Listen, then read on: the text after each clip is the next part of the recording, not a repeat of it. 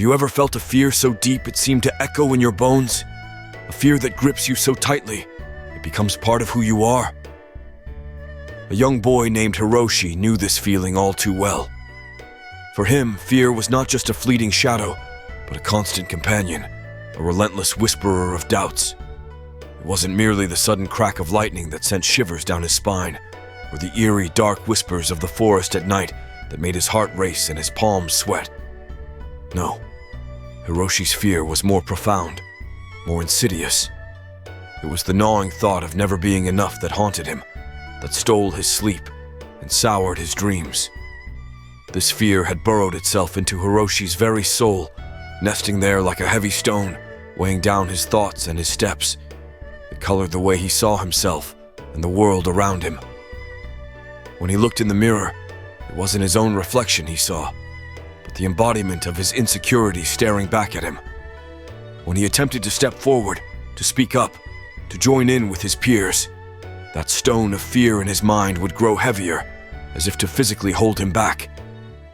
He carried it through the streets of his village, a burden invisible to others, but as real to him as the ground beneath his feet. With each step, the weight of his fear threatened to crush his spirit. Yet, Hiroshi longed for escape, for a sliver of freedom from the relentless grip of his anxieties. Little did he know that his journey toward overcoming this unseen foe was about to begin, guided by the wisdom of a Zen master whose understanding of fear's power was as deep as the ocean and as freeing as the sky above. In the heart of this very village, under the shadow of the mighty sakura trees, lived a Zen Buddhist master named Tenzin. Master Tenzin, known for his serene demeanor and a smile that could calm the wildest storm, was a beacon of peace to all who knew him. Hiroshi's fears were no secret to Master Tenzin. He saw the young man struggle as clearly as the moon on a cloudless night. It wasn't until one day, as the cherry blossoms gently swayed in the wind, that Hiroshi mustered the courage to seek help. Approaching the wise master, Hiroshi bowed deeply. Master Tenzin, I am a prisoner of my fears. They cloud my vision and curb my steps. Can you teach me how to be free? Master Tenzin looked at Hiroshi, his gaze as soft as the morning mist. Join me at dawn at the peak of Mount Saiho, he said. There, your journey will begin. The climb was steep, the path less traveled. Hiroshi's legs ached and his breaths came in gasps, but the thought of a life without fear pushed him forward.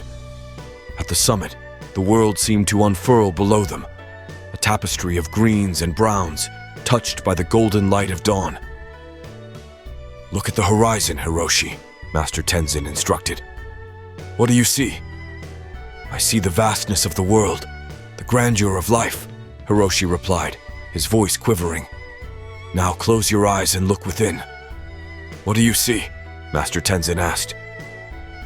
Hiroshi closed his eyes and saw the shadows of his fears, the specters of his doubts.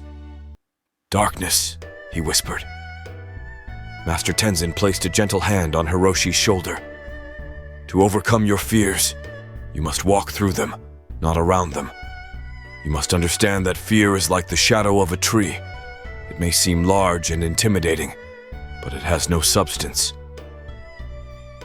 Days turned to weeks, and Hiroshi became Master Tenzin's shadow, learning the ways of Zen. They meditated, practiced mindfulness, and Hiroshi learned to be present in the moment, to acknowledge his fears without letting them define him. The real test came when Hiroshi faced his greatest fear, speaking his truth to the villagers. The annual Festival of Lanterns was upon them, and Master Tenzin encouraged Hiroshi to share his story. The night of the festival arrived, lanterns floated on the river, and the villagers gathered around. Hiroshi stepped forward, his heart pounding in his chest. He told them about his journey, about the fears that had bound him, and the wisdom Master Tenzin had shared. As he spoke, his voice grew stronger, and the villagers listened, moved by his vulnerability and courage. Hiroshi realized that his fears didn't vanish, but he no longer allowed them to control him. He was free.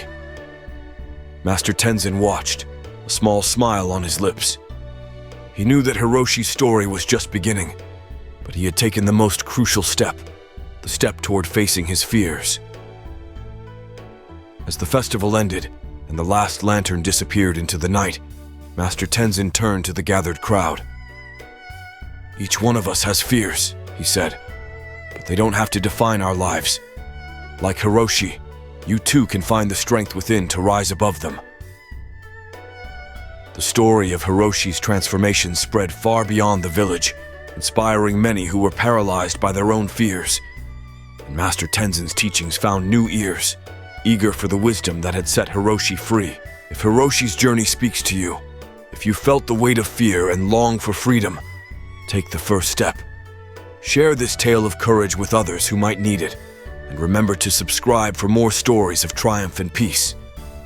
Together, let's walk through our fears and find the light of fearlessness that awaits us all. Like and subscribe to follow the path of courage.